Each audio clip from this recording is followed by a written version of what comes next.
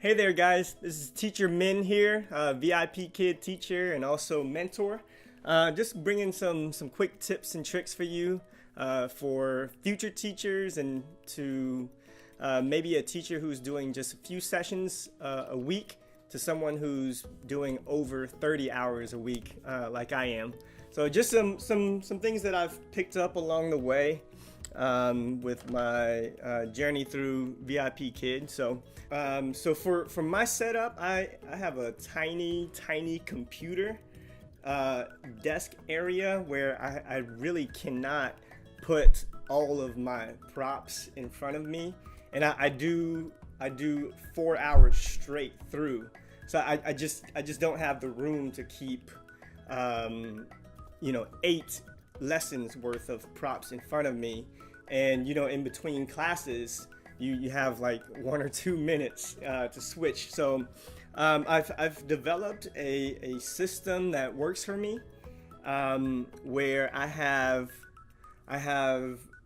all the things that I need, and it works in almost every class situation that I have. So here are some quick tips, okay? So for me, for a reward system, I always keep in front of me a level 2 type of reward, and then a level 3 and up. And typically, if a kid is about 9 years old or older, maybe even 8 years old or older, I would use a different reward than I would for, say, a 4-year-old to 7 or 8-year-old. So my first one is this very cheap thing from the Dollar Tree. So it came in this little pack. I think it was $1, maybe less, who knows. So at the beginning, I'll just say, when you do a good job, you get Dino. Say, hi Dino, hi Dino. And then the kid would tell me their name, and I would say, hi Jerry. And so throughout, I would use, just when he earns a reward, I'll say, you got 2 dinos, good job. 1, 2 dinos, good job. And then I'll say, hi Jerry, hi Jerry. And usually the little kids love it, and it works with most little kids. So I keep that, and then let's say my next session I have a 10-year-old, so Dino's not really gonna cut it for a 10-year-old probably. So I do this. I print it out, just funny looking pictures for my kids. So I just have 5 of them. I googled funny animals, and I printed them out, and I put numbers behind them. So I have 1 through 5 here. So I tell those kids, when you do a good job, you get to pick a number. And then I'll show them all the numbers, and I would just basically let's say they pick 3.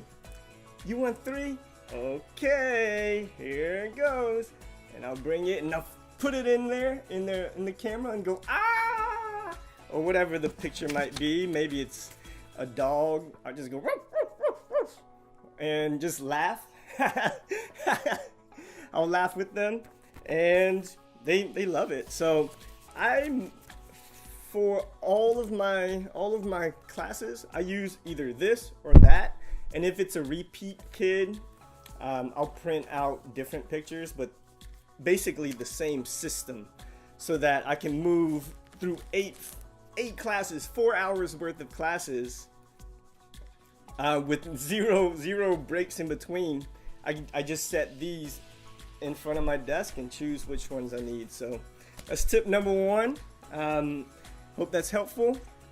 Second tip is, because I spend on Mondays through Thursdays, I do 4 straight hours in the morning, and Fridays, Saturdays, I do 8 hours in those days. So sometimes sitting in front of the computer with your hand on the mouse for long periods of time, it's not comfortable, and over time it's going to have some possible health issues for your wrist.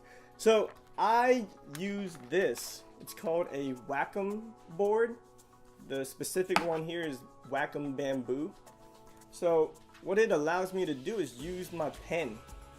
Since I don't have a touch screen, I use this, so my writing is better, my drawings are better, and I've moved around so freely with this, so I'm not bound to a mouse, and my wrist isn't stuck in the same position for 4 hours.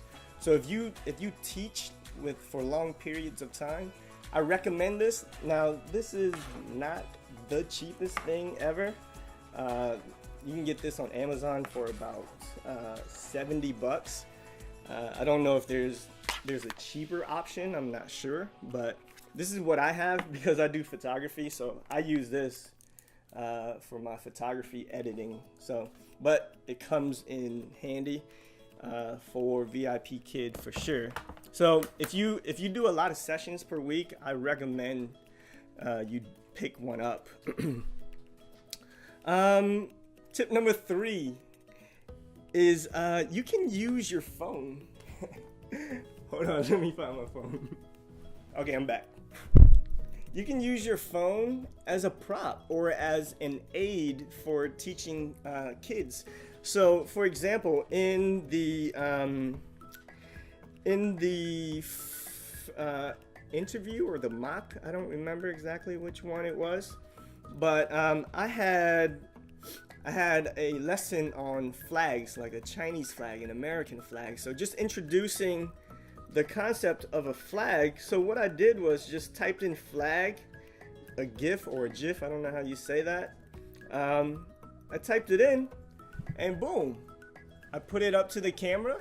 The kids can see what exactly I am talking about, and I'm using technology, which is good in education. So you can use your phone. That's what I do. So if it's a prop I don't have, maybe you're doing a lesson on animals, or maybe like today I taught a lesson on Big Ben and Tower Bridge. You can show a short video clip or just pictures of it from your phone. And so that's a super handy, probably very overlooked tool that you have for teaching VIPKID. Let's see. Tip number 4. So I live in a very small apartment. I have my office shared with my wife's office, and we're in our living room. And so when the webcam looks back, you see my kitchen, you see the window. Sometimes the kitchen's not the cleanest thing, and I don't have any other space that I can move my stuff, move my desk in the apartment. And we have 2 pets, so there's just not a lot of space in the apartment where I can put my my teaching station. So what I've done is I bought these. It's a backdrop that you use in photography. So it's a cheap little stand, 2 stands on the side that hangs over like this. And I think we bought ours for like 30 bucks, but I found some online for like $15. So what I do is I hang that up, and then I just bought some cheap curtains, or some curtains we just had in our closet, and I just hang it up and use that as my backdrop. And then you can put whatever teaching posters or whatever you want right behind you. So when I'm not teaching, I just move that entire stand. I fold the curtains, hang it over, move it back, and boom, it's out of the way. And when I'm ready, I just move it forward, drop it down, and I have a whole classroom ready. So without having to readjust my entire house just for this setup. Let's see, another tip, I don't know what number I'm on anymore, is to use the clock that is in the corner of your computer to keep you on time. And that sounds very simple, but it's been very, very helpful. So let's say my class started at 6 o'clock. And I'm going through my slides. Let's say I'm on the 11th slide and time has elapsed to maybe it's 6:15 and I'm on the 11th slide. I know that each slide should take a minute, so I'm about 4 minutes behind, and I know there's about 2 minutes of cushion, 2 or 3 minutes of cushion. So I'm not too far behind, but I know I have to pick it up.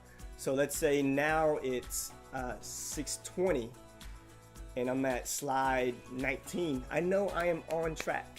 Or sometimes I get too ahead of myself. So for example, today, I think I was on the like 23rd slide and I was at about 19 minutes. So I know that I'm going to have to buy some time because I cannot finish before 25 minutes. So now I'm already thinking, okay, even if I finish this, let me ask a little more questions on each slide until I get to the end.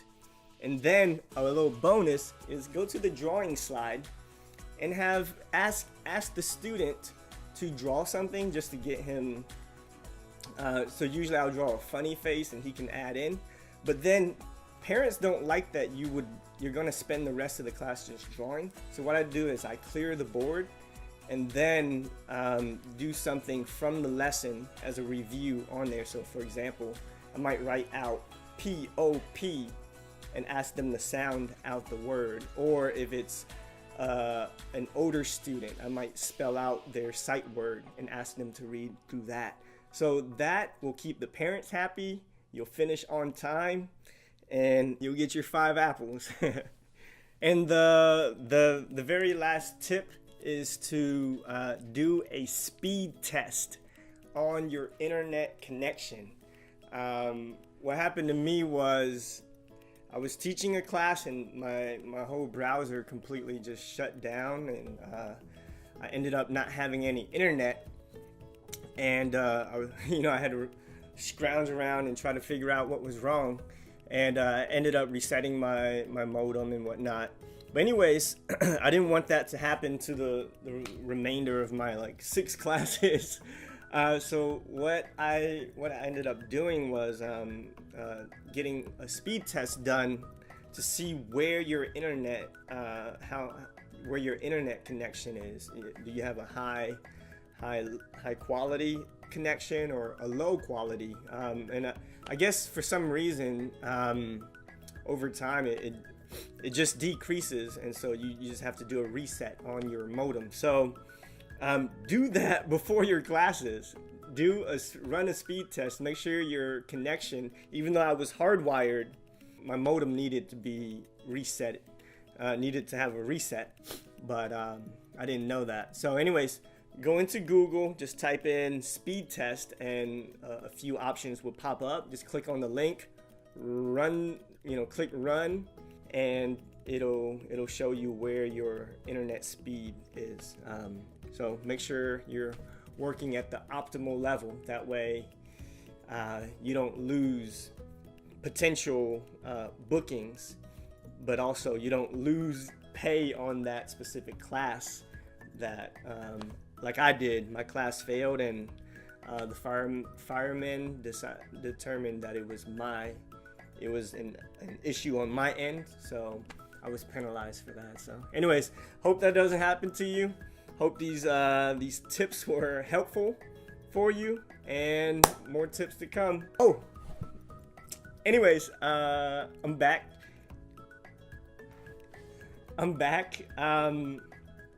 If you are a future teacher, you're looking into VIPKID and you need someone to mentor you, just click on the link below. It'll refer me as your mentor, and also I'll include my email for you to email about anything that you need. Also, I will include a Facebook forum where we can communicate as well and build that community up so that we can help one another. But yeah, any help that you need, just contact me. See you guys. Stay positive and make an impact on your kids.